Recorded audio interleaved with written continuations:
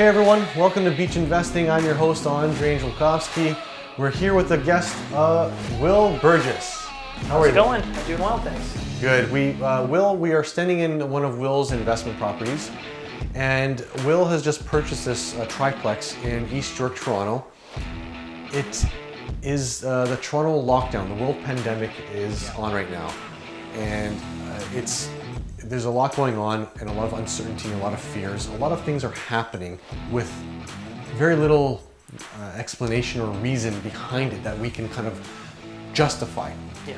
One of those things is the real estate rental market in Toronto has taken a strong hit.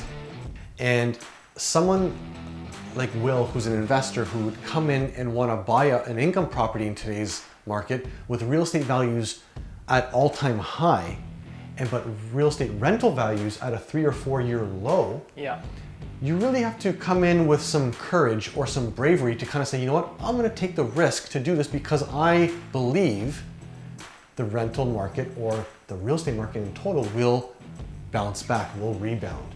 Yeah. So you did take this chance. You bought this property during the heart of the Toronto lockdown. Yeah. Okay, and that's not a lot of people are doing that, or you are willing to take the risk for the future reward, and that reward might be very strong. Yeah. So I want to just give you guys an idea of how the rental market has been affected here.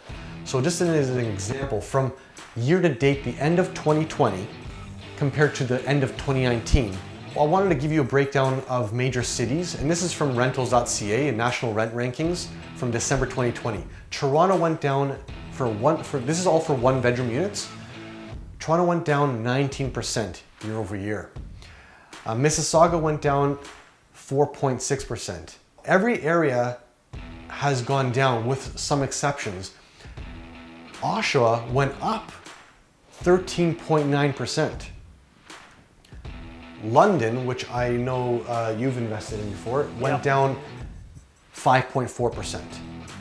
Now, but for 2 bedrooms, it went up 1.2%. Yeah.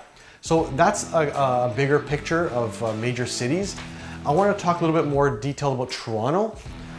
Toronto in the core, East York went down 22%.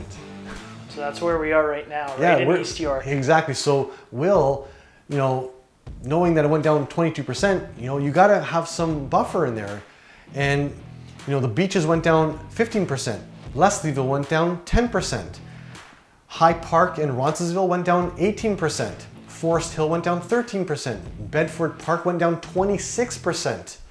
And there's actually some areas that have actually gone up in Toronto. So like the Weston Road area went up 13%. Mount Dennis area, where the LRT is going to be ending, the Eglinton LRT, went up 10%. And the Junction area went up 14%. So it's not all doom and gloom. But I wanted to point out some of these just so you guys are aware of this. Year over year, it's been a really tough market. Now, some of the things that I think are very important to tell our viewers is how it doesn't mean that this is going to happen every year, but when this does happen, like a world pandemic, what do you do to prepare? Yeah. Well, this is where cash flow is that much more important.